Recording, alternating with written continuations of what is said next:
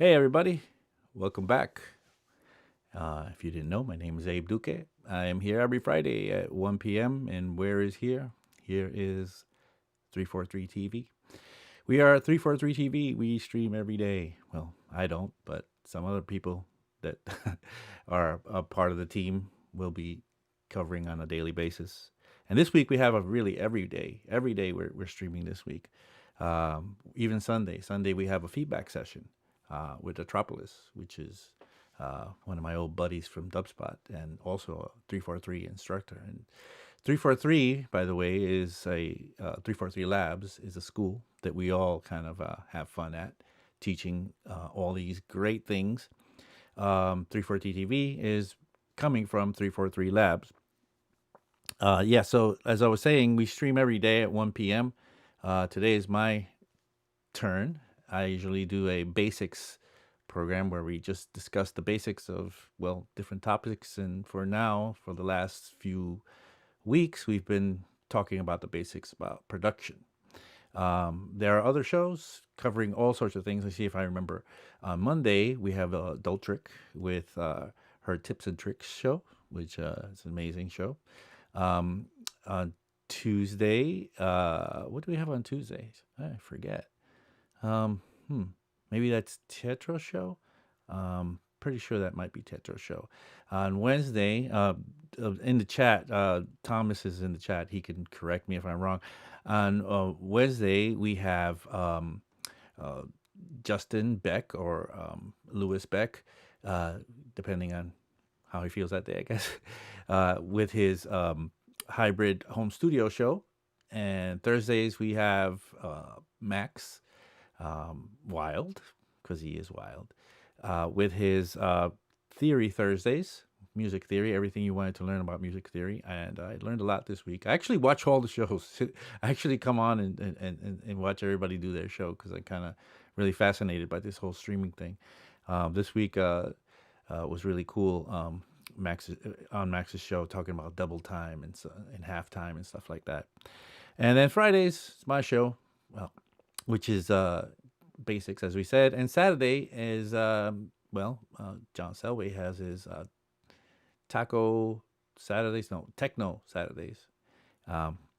Anyway, we're here, and you could see I'm trying to perfect my look.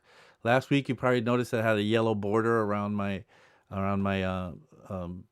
camera here, my display, and you could see now the border is a little thinner. I think it looks better. It's a little thinner. I have my basics logo up here on the top, and then the bottom I have the 343 TV logo. But I also have like a scrolling chat or a scrolling kind of text and asking you to submit your questions, because questions are what I live for. I love your questions. I love answering your questions. I love getting down with what you're down with right now, meaning, getting, dirty in the mud with your challenges. This is what I really live for. So please, in the chat, in an email, in whatever, send me your questions in the comments, however you like. Please send your questions in, because I really like to get in talking with you. Let's see. Let's look in the chat. See, we're here. We have Andrew Duque again. Andrew Duque never fails. He's always there. Also, La Nouvelle is here in the chat. Oh no, Nathan Kelly. No, I'm nervous. Nathan Kelly is in the chat. Wow. Yeah. Right on. And Max Wild in the chat. Also, Robert Dharma does not disappoint. So let's see. Some people are saying the punctual producer started right on time. Yes, I'm pretty punctual. I've always kind of been that way. Maybe we'll try being late, or maybe I'll try to get on earlier than usual at one point. Let's see, what else do we have? Andrew Duke says, thanks, very busy at work today, so I will be able to watch, listen, but not chat. Oh, that's sad. Okay, so yeah, we have a good little party going on. We're getting going, and again, I really appreciate you guys coming in and hanging out and visiting with me on a weekly basis. I actually look forward to this day the whole week. The whole week, I'm kind of thinking, what am I going to do to get, to make it better for everybody? How am I going to tweak out this show? How am I going to, get to connect with everybody even more? And I'm really excited, and I'm really happy to be here every time I'm doing this now. At first, when I first started streaming, I was kind of scared, because it's a whole big undertaking to like start streaming and just talking into a camera with nobody around. But I know you guys are around, so I feel better. Okay, so let's see what we have going on. As far as questions, we have a question that came in from a student of mine who watched the show last week. He was just an Ableton student of mine. Let's see, he writes in an email. He writes, "Just watched yesterday's video. What was really cool was to see you find a sick beat via live jamming, starting from scratch. And that was last week, as you remember. We were playing with the 909 and the 303, doing some fun stuff and kind of like talking about jamming out and like collecting the material when we go out and produce. Okay, well, he writes, one topic I'd like to get some clarity on is sound selection. Personally, I'm interested in the selection for percussion in deep house tracks. Thanks again for streaming. Keep it up. Thank you, Aria, for that note of encouragement. Yeah, so, what to do when you want to have sounds that that fit your genre, especially for percussion. In the beginning, it can be daunting, especially as a new producer, to like, because there's so much out there. There's really so much out there. So, I mean, one thing that goes, maybe I shouldn't even mention it, but maybe I will, which is, listen carefully to the tracks that you really like and the tracks that kind of represent your style. And try to, sit there and decipher and deconstruct what is going on with the actual parts that you hear. Beyond that, we can go to, there's like this website called Splice, which has a bunch of samples ready for us to kind of go through if you join up and I think pay their monthly subscription. But on that website, they have things curated by genres even. So you can go in there and maybe look for, percussion loops if you're using Ableton, or even samples that might fit the genre that you want to go for. But having now understood and listened to all the parts carefully from the songs that you like, and then matching those to some of the things that you hear, it's not a bad idea. Now, but this is still beginner stuff. The next level to that is obviously learning how to make those sounds from scratch. And that comes with, well, it's a bit of a curve there. Now, we have some classes that can help you do that here at 343 Labs. I know John Selway, who's an amazing person and instructor and has a vast encyclopedia of knowledge in his head about sound design, teaches a course here at 343 dedicated to exactly that. So it's a sound design for music producers. And just go on 343labs.com.de. We have a German version of our website and our school. We also have a school started now in Berlin, which is awesome. Go on there and have a look and see what you can find as for when a course would start, and take another course is what I'm telling you, Aria. Now that you did the course with me, maybe you should go out and consider the course with John Selway for the sound design for music producers. All right, let's have a look in the chat. I don't know what's going on, if anything at all. Max says he's happy too, and okay. And Andrew Duque, even though he says he isn't going to chat, is telling me I look good. Thank you, Andrew Duke, for that. Okay, and a note here. I'm going to read what Thomas writes in here. This week's show, shows are sponsored by Arturia. We're giving away a license for Pigments. Pigments is an awesome synth, really an awesome synth. I love Pigments. Arturia makes great things all around. I mean, you can't. I mean, you wouldn't believe. Sometimes I always thought Arturia just made a couple of things here and there, but you wouldn't believe all the things that they're modeling, and how high level their VSTs are. And I'm not just shilling this stuff. I'm actually using the Arturia stuff all the time. I might even use it today in some of the stuff that I'm doing. Not the Pigments, but some other stuff. So Pigments, at the end of the week, head to the following link to participate. So click on that link. And maybe you can also win a Pigments license. Would be awesome. Would be awesome. You would definitely enjoy it. I remember when Pigsons first came out, they had like a month-long trial that you could grab, and I went and grabbed it for a month and played with it for the whole month. That thing is quite amazing. Ricardo Escobar is here from Colombia. Colombia, that's right. That's in South America, and glad to see you joining us. Again, ask questions, feel at home, feel free to interact with me. I'm constantly looking over here to try to find what you guys are doing on the chat. All right, so let's get going here. So last week and for the last few weeks we've been discussing music production. The first week we talked about the mindset of music producers, and we talked about what it is that you need to have in your head straight before you decide to go ahead and jump in there and be, and make some music. So things like understanding exactly what you want to make, and having some realistic expectations as to what can happen or what cannot happen. Mindset, right?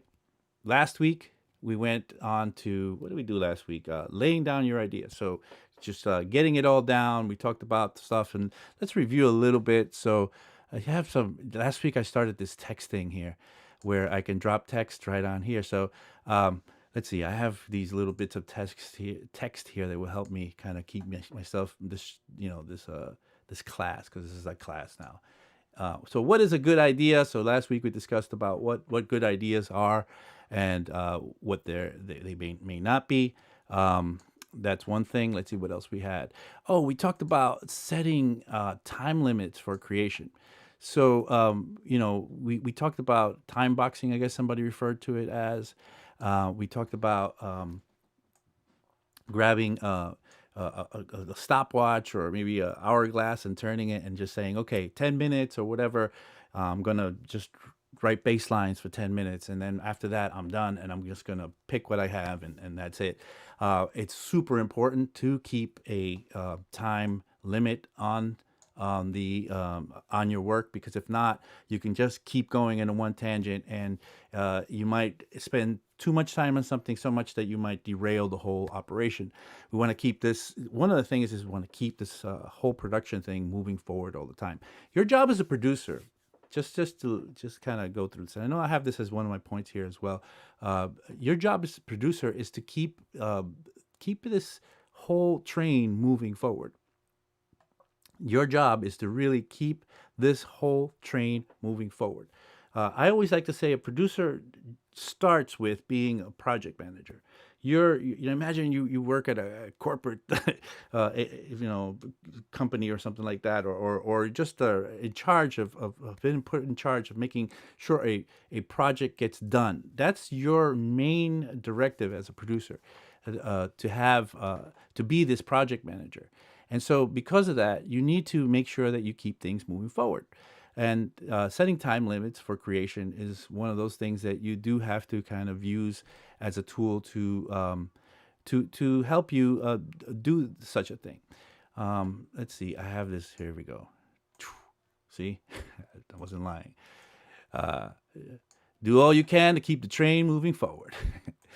That's right. Do all you can to keep the train moving forward. Let's have a look in the chat, see if anybody is saying anything. Andrew Duque continues to say that what he wasn't going to say. Reference tracks are very helpful for sure. Yes, reference tracks are important to kind of relate to what you're doing, and kind of giving you a bearing of what things in many different ways. And of course, when we were talking about sound design, but also could be about length, about arrangement. Today we're going to talk a little bit about arrangement. All these things, reference tracks could definitely be very helpful for. Okay, Ricardo Escobar says, how can I take care of my ears, or how do you do it? Yeah, how do you take it? I'm like I'm an older person now. I've been around the block a few times, and I remember when I was younger, I really didn't take care of my ears as much as now. And I'm kind of lucky because I still kind of have my ears. But I know a lot of people, producer friends of mine and DJ friends of mine, who have very much lost some hearing, um, to the point where it's kind of sad. And a lot of it is because of reckless kind of, just jumping. I mean, I knew people when I was a raver. I knew people that would crawl into subwoofer cabinets and hang out in there, at parties, at crazy little raves, in the '90s. I this is going to take a toll on you, and I'm sure it's taken a toll on me. But so far, I've been able to manage. What I do these days is I'm not I've trained myself to enjoy music at a lower level. So when I'm driving in the car or when I'm listening to things on headphones, or earbuds or whatever, I really do try to keep the levels down. I realize that I actually enjoy it better. There's a funny thing, called the Fletcher Munson curve. Maybe I've discussed this in the past with you guys. The Fletcher Munson curve came out of these Bell Lab studies in the '50s, where they realized that let's call the loudest sound that you could hear the pain threshold. This is the loudest level, and let's say this is the quietest sound you could hear. They realized that as the louder you get, closer to the pain threshold you get, the way that you perceive frequencies are going to kind of even out more. So at the pain threshold, everything is just kind of flattened out, and we don't have a very, delectable, delicious, distinctive sensitivity towards frequencies at that point. It becomes just this big kind of loud flat thing, and there's no you can imagine that you wouldn't be able to enjoy all the subtleties in the music and the dynamic in the music if you had it at that level. And the more you bring it down, to say to about conversation level or below, you start to really catch the details. So train yourself to listen to things in a quieter way. Okay. Also, hearing protection, right? Hearing protection helps. So, okay. So, let's see. Jeffrey Almonte says you mentioned a headphone brand before. Which one was it? Well, there's a few headphone brands that are good. I like Sennheisers. They're cheap, and some of them, like the 280s, are really cheap and really good for what you get.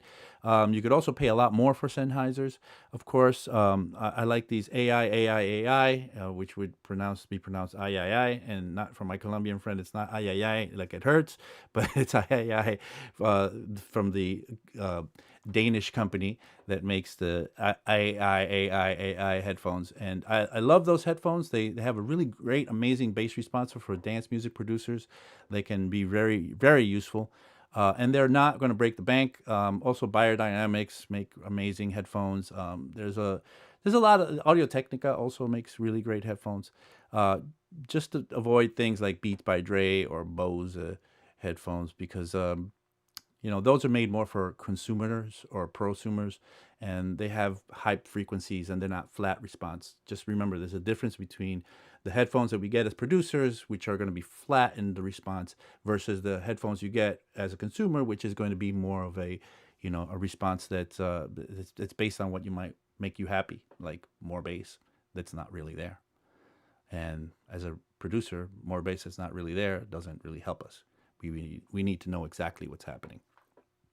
Okay, La Nouvelle says, I'm thinking about developing drums for V1 and V2 choruses, through a bridge and into the outro, and how I want to swell and recede the energy of the song with the arrangement. Your thoughts? Whoa.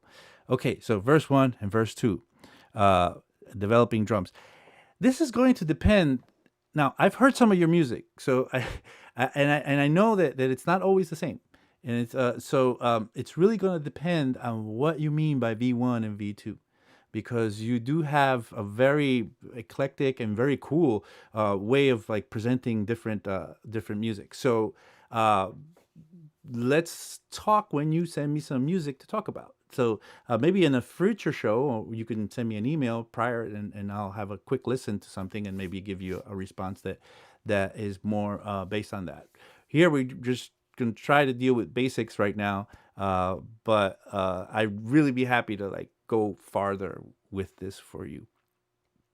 Okay, So let's keep going. Let's keep rolling. So got my text going. So what's this text say? Do all you can to keep the train moving forward. Yeah, that's true. That's our job as producers.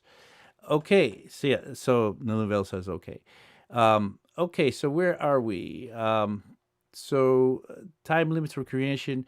We talked about rinsing last week. Rinsing meaning taking parts of songs and or pieces of the track or like a clip or some sort and just like kind of moving it around. Well, let me show you what I mean quickly. I have my Ableton screen here. Hold on, maybe I can open up this DAW because I have a little something that I wanted to share with you today. So here's my Ableton screen, and somehow I've lost my mouse. Oh, here it is. It's coming back. So I have a bunch of parts here, and I just want to maybe just start with this punch, which is just kick that I decided to use, and maybe the snare coming in. And just make sure that the sound is coming through.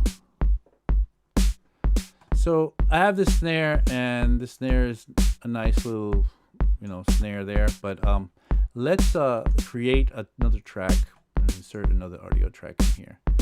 And what I want to do is maybe set up the track to let me record the snare, so that anything that is coming out of the snare is being fed into here.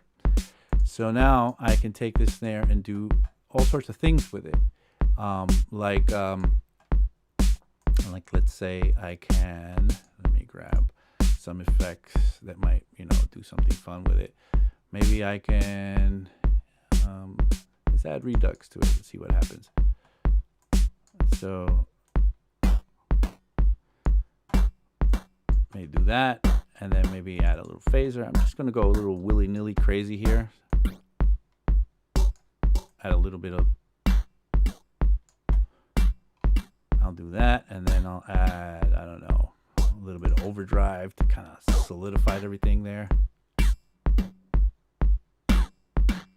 And then maybe to all of that, I'll add like an echo.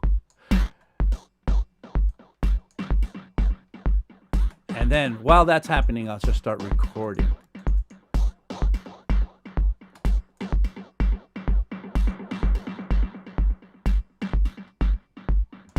And swift changing these things.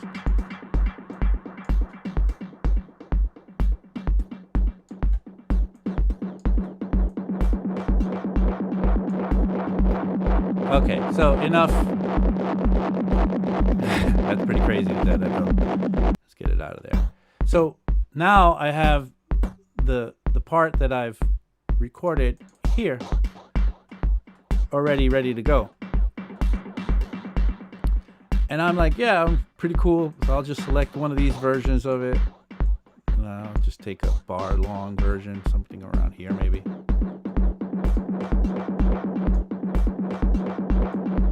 And maybe, I don't know, do something crazy like reversing it. Transposing. And then create another track. And where I'll be able to grab stuff from that track. And then while that's doing, I'll be recording this one here. So I'll change maybe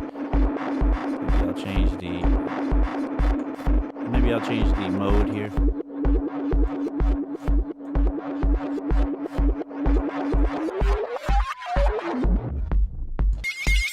Okay, all of that got recorded onto this one over here. And now I'm in a situation where I'm having something that I didn't start out with. I started out with just this basic snare part, and now I've gone to a place where all these I'll just take a piece of this and maybe I'll just take half a bar of that. See what that is. Maybe I'll sidechain that. Maybe I'll do some whatever. It doesn't matter. The point is that I could keep that rinsing action going all the time. So rinsing is you start out with a part. It could be anything. It could be a vocal. It could be a chord. It could be a snare. It could be anything. And then you just start kind of like working towards making it into something else. And this could definitely be part of the process of the whole gathering of parts process. Okay, so I don't want to make it about rinsing today because I really do want to get a little bit into arrangement today. And so let's just keep what you had before. And I'll just take away those crazy effects because I just want to keep it basic for now. Okay, so let's have a look at, let's see where we were here with my, okay, so I had rinsing on there. So, oh yeah, so I wanted to talk about this, feedback. Feedback is something that we can use. Now, I wanted to, I was sitting down in my little book that I told you about last week. Every time before the class or a couple of days before the class, I sit for a couple hours and kind of think about what I want to kind of bring up to you guys as far as my thoughts about going into all of this, right? So I wanted to make sure I brought up feedback, and I know a lot of people love feedback. A lot of people love, and what I mean by that is playing your music for somebody else and having them give you their opinion on it, and maybe helping you kind of think about what is and what isn't going on there. The thing about feedback is, and we do feedback sessions here at 343. We do them online. We used to do them in person back in pre-corona days. We what it is about feedback is that depending on who's giving it to you, it determines the value of this feedback. So in those feedback sessions, they would be filled with like-minded producers who were really adamant and passionate about their craft, and everybody had positive things to say about feedback. So sometimes, just be careful with feedback though, because sometimes feedback can derail your mindset. Feedback, for example, like imagine you go to your mom, you're making a bro step track, and you go to your grandma and you say, "Hey, grandma, what do you think of my bro step track?" I don't think that's really going to that's going to turn out productive. That conversation, meaning for as far as when it comes to feedback. You need to go to somebody like-minded, somebody whose opinion you respect, somebody who you believe is going to, be a friend to you. And what I mean by that is a friend is usually somebody that helps you celebrate good things. So if you did something good, your friend is going to help you celebrate that great thing that is happening with this track that you're making. A person that's not a friend, a hater, and haters like to disguise themselves as friends sometimes. They may kind of throw you because they might be jealous of something that you're making. This happens a lot. It really does. It really does. So don't try to just make sure you're getting feedback from the right place. With that said, I find that when you collaborate with people, when you work together, and if you can stand the whole collaboration scenario, that can be an amazing, productive scenario, because some of the best collaboration setups I've ever seen is like when they say a DJ and a very good with tech person get together, and when they start to kind of go back and forth, the DJ has all the sensitivity for the dance floor and everything that they've kind of accrued throughout their career as a DJ, and the tech person has all this kind of amazing knowledge about how to do things technically. And when they get together and they go back and forth and they can think together, because it really is hard to think by yourself. That's one thing about thinking. Is a hard thing to do by yourself. When you think you're thinking by yourself, you're usually just criticizing yourself. Just remember that. Usually, you need a sounding board in order to really kind of be able to make progress with your thinking. Anyway, I'm really spending a lot of time on all this stuff.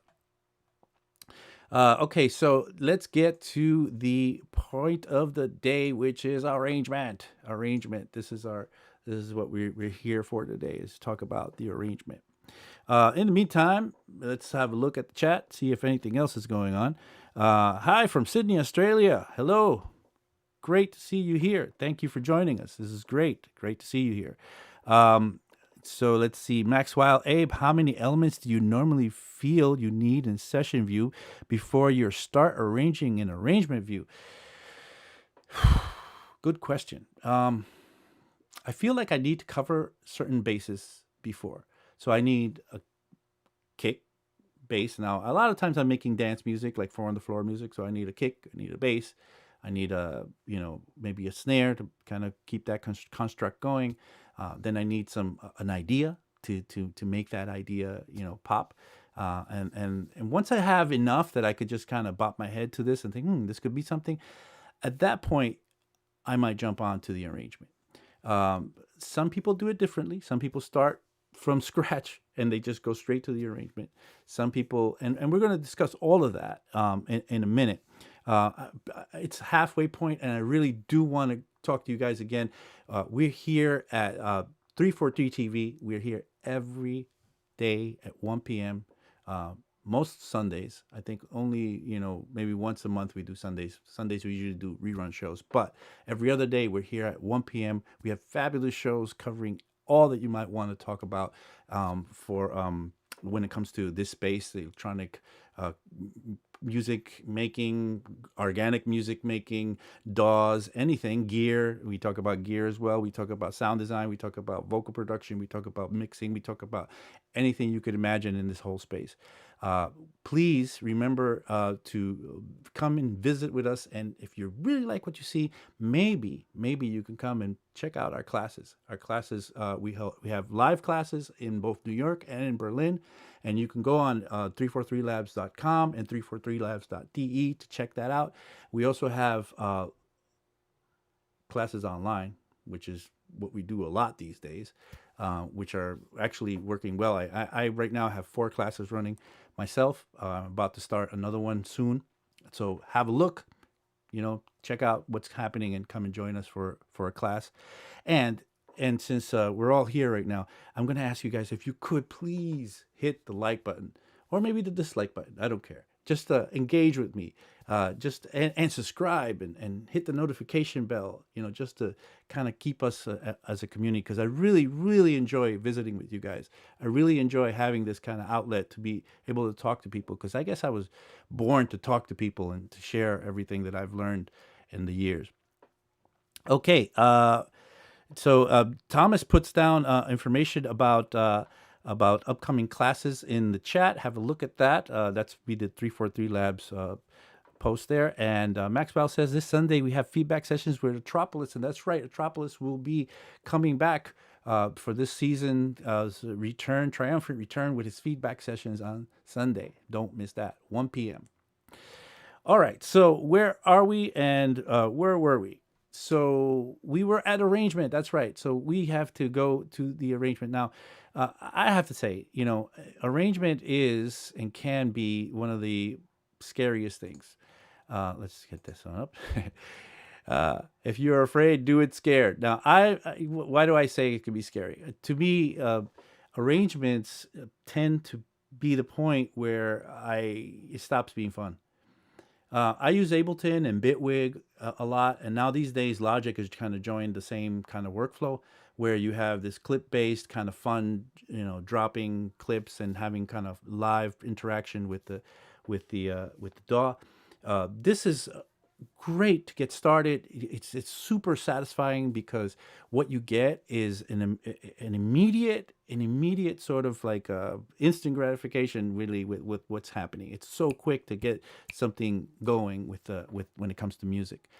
Within half an hour of fooling around and having some fun and writing some stuff inside of Bitwig or Ableton or Logic, even now, you can really get some fun stuff going. The point where the brakes are hit for me is, and I think for a lot of people, is when they realize, okay, now let's start this arrangement. And this arrangement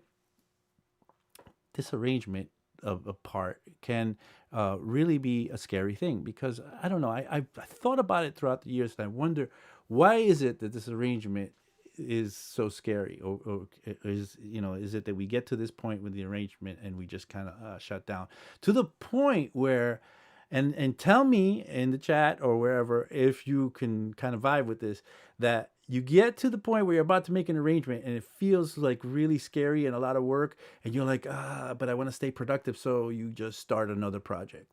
Right? I've teach so many classes throughout the years. I've taught so many classes throughout years, and one of the things that I see is this is a truism. It's a constant inside of all of us.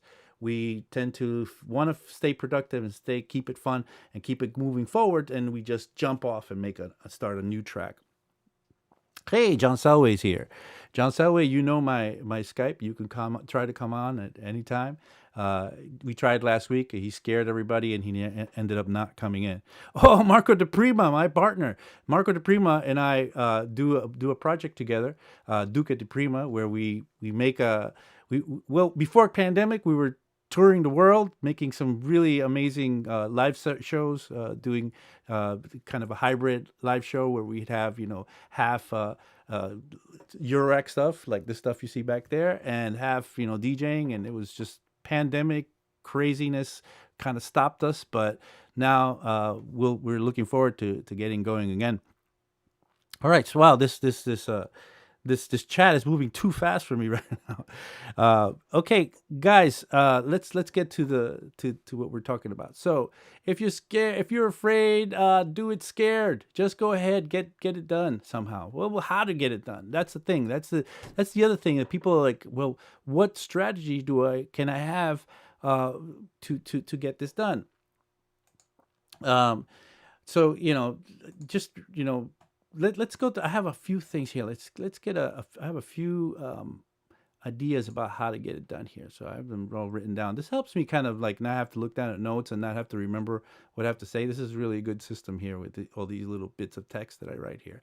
So I think the first method that you could imagine using for getting an arrangement going is we'll call this the template method.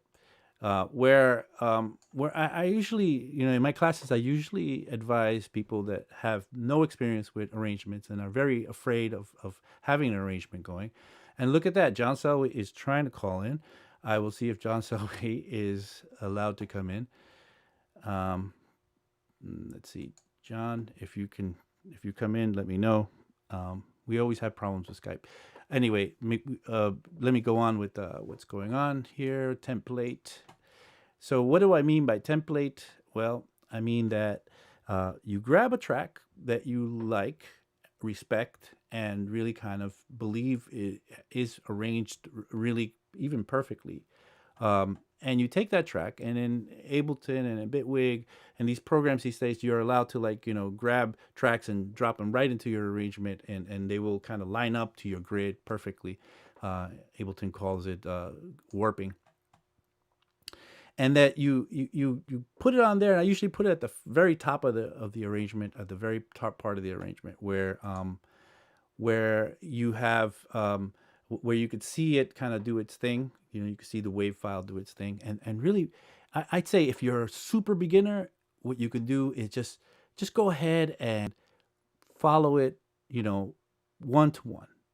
So if the track starts with a kick drum for 8 bars, go ahead, do the kick drum for 8 bars. If it brings in a percussive element for the next 4 bars, go ahead, bring a percussive element for 4 bars. If in the next 4 bars, while that's happening, we get also a riser happening of some sort, go ahead and do that if you have an element that matches that. Now, you might not have, I'm not trying to tell you to copy the track, but I'm trying to tell you to kind of copy the template. See how long it takes to build up. Then, about 1.5 minutes, maybe something drops off, and then it goes into some other, maybe a breakdown, or you might call it a drop. Well, then do your breakdown or drop at that same period. And how long does that go for? Well, take that same template about what that track did, your template track did, and emulate that, and just work that out as one, for the first take. Now, if this is your 50th track you're doing, and you're doing exactly this, I think it's time to, consider one of the next options. But the template method really allows us to get our feet wet, to get in there, to begin to get into the whole vibe of what an arrangement is. Okay, Skype hates you, John. That's right. He says that in the chat. Um, Davido Solo says I can relate to that. I have about 300 unfinished projects in my Mac. Yep, yep. You need a farm. Andrew Duque, who keeps on chatting with us and said he wouldn't, says I like to jam out in the session view while recording into arrangement view, then take a break and come back and edit down my arrangement view into something that is better. And yes, that's one of my suggestions here. But let's get to that one in a minute. Let me just take out the next one. Grab the next one here. And number 2 here is the linear build out, timeline build out. So that means you're on a, so let's say you're on a DAW, like Ableton, and you have your DAW, and let me switch over to the arrangement view. So on the arrangement view or on the arrange page in Bitwig, you will have a timeline here. And the timeline, and I lost my mouse again. I don't know, every time I switch a page, I lose my mouse.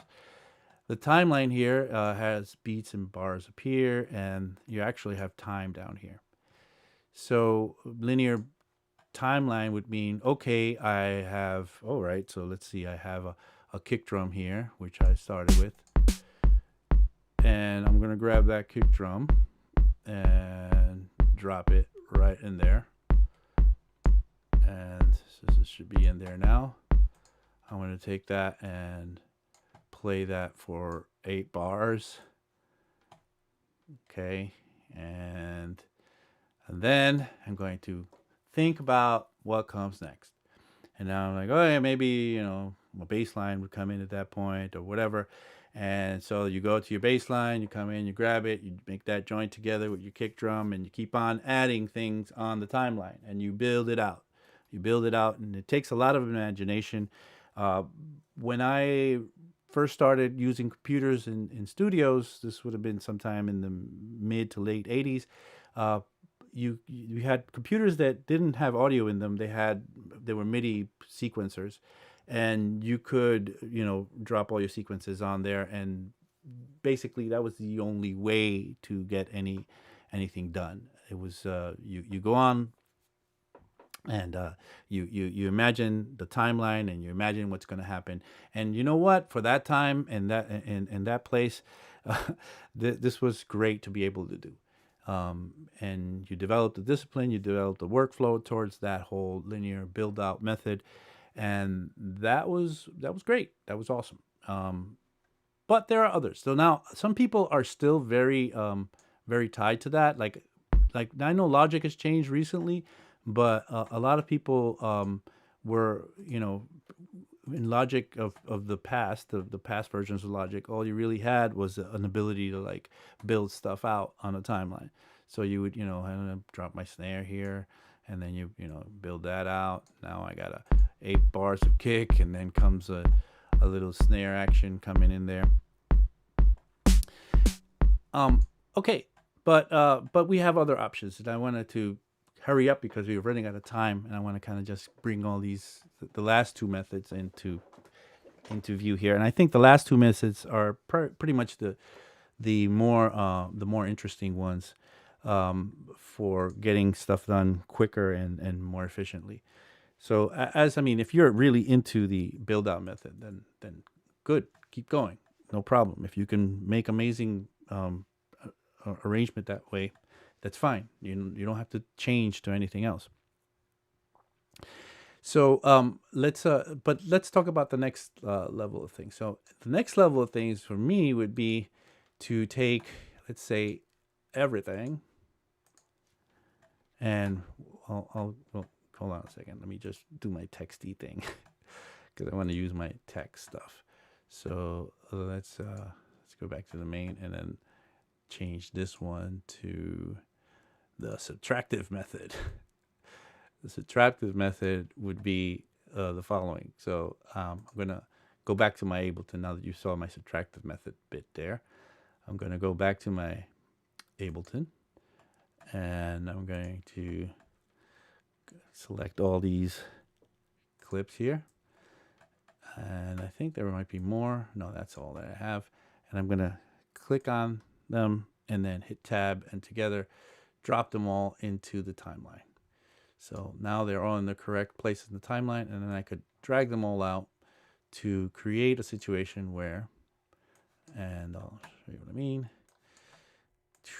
Now take a little time to do all this here together. Let's do everybody.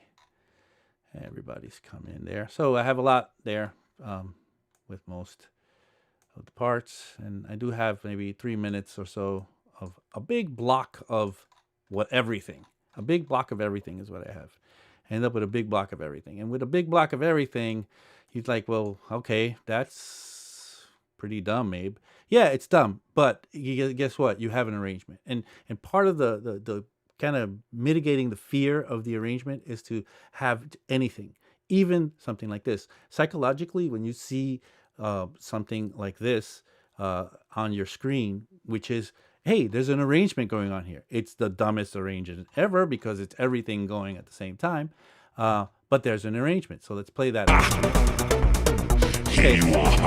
Okay, so I have a lot of parts in there, including me saying some crazy things on the mic, and it's all just kind of a big soup at this point. So what I have to do is go in there and curate things and say, well, what are things that are not going to be in there? So maybe this voice will come in a little later. Well, I got to unselect them all to do that. So then I'll move my voice that way. Maybe all I want to start with is this kick drum again. Maybe the kick drum and whatever this yellow part is, and I don't know what this string. Maybe I'll bring in this string a little later. Maybe I'll bring that string in there, and maybe I'll keep that to 16 bars, and then maybe I'll have this guy over here. And well, listen, I'll mute all the parts first of all that are not being played so far, and then I'll start deciding what can be in there and cannot be in there. So if I start. So I'm starting with this. I want these 3 parts in there as they are right now. So this yellow part here, this punch box thing here, I'm about to drop in the snare pretty soon. Maybe I should have dropped in here. And just about this part here is where this bass line that I have is going to drop in. This other part probably can wait, and I have it muted anyway, but I'm about to fall into this new part here.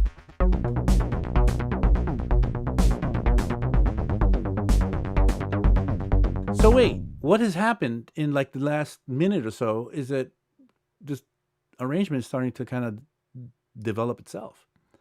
So because there's just so much stuff in there, and all you have to do is kind of act like a sculptor. You have a big block of granite, you just chip away at it, chip away until you get like, you know, the masterpiece that you're looking for. So basically, you just take a big chunk of material, you know, and then go there, pick out the parts that don't belong. It's easier to know when something doesn't belong than when something should be there. It's harder to build it out, to think, okay, so what would be next? Maybe this. And then it didn't work, and then you're like second guessing. With this way, you just know for sure certain things. Like when I turned it all on at first and had this big soup going, I knew that for a fact that I didn't want, for example, the vocals to be there, and I didn't want some other, like the hi-hats to be there. So I could immediately subtract those, and I could do that with most parts until I start to like get to like evaluating whether this part or this part should be there. But that should be easy enough to like delete away or add in, and then if you do this and you spend enough time, and with arrangement, you really end up. It's the time that you spend on it that really, you know, that really means the most, because even if you're scared, if you think nothing's going to happen, I guarantee you, if you dedicate an hour to it, at the end of the hour, you're going to look up and go, wow, I didn't think I was going to get that much done, and I actually did. So spend time with it. Okay, so this is the subtractive method, and we're really running out of time. I just want to see if anything else is going on in the chat. Darren James says, "Hi, Abe, I'm learning arrangement for minimal house. So once I've managed to get an arrangement I'm happy with, is it best to use that same one to help make tracks until I get used to making others?" Yes, especially if it becomes a unique style of arrangement that is a bit of like what you might call your signature.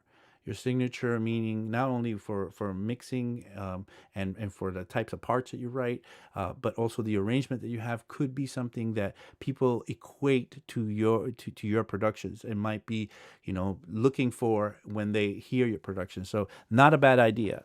Always keep your mind open to newer and other things, but yes, something you can do.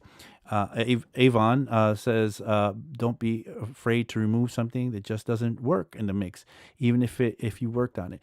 Yes, it's true. And last week we talked about how we can have a bunch of things in there, and we have to be merciless about just getting rid of stuff that you just, if you're wondering whether you like it or not, or if you're wondering if you could use it later, out of here. It has to jump out at you and scream at you and say, yeah, I'm it. I'm the part. I'm the best thing ever. And this is going to, be fire.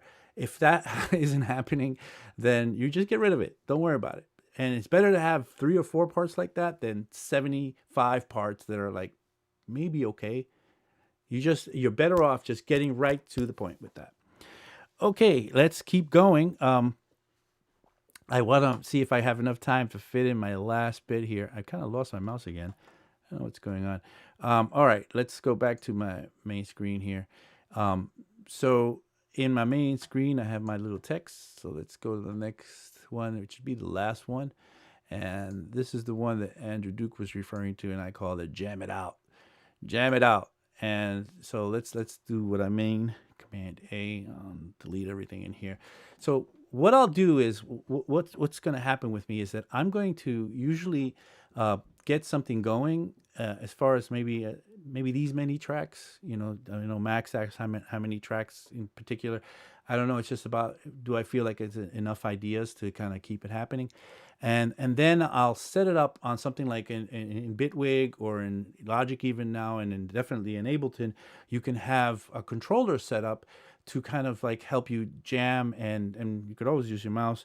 But I have today a controller set up to kind of do the following.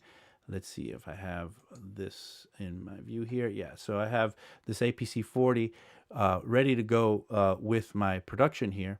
And what I usually do is I have everything set up, everything ready to go. And then I just go ahead, get this man a Stream Deck. I actually, John says I need a Stream Deck. I actually turned the Stream Deck down because I was trying to be frugal and save our boss money, John.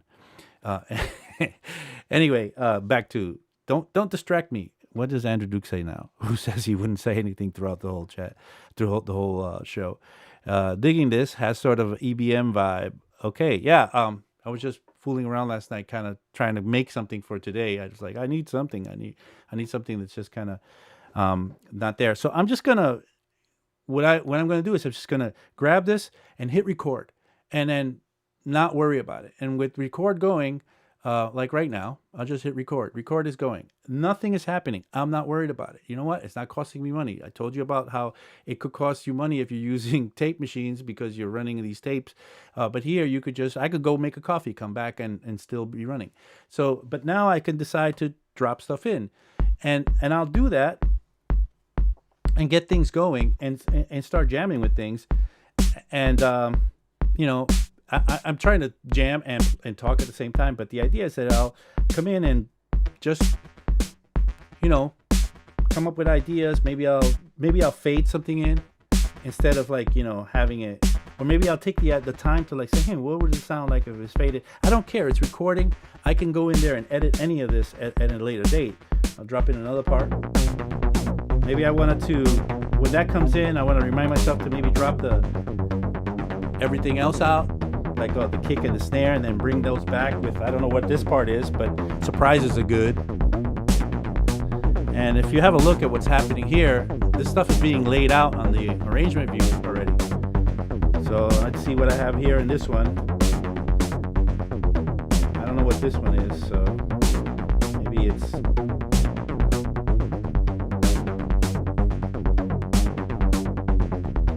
Sharping a couple that I think are muted down here. Yeah, these over here are muted. These hi-hats.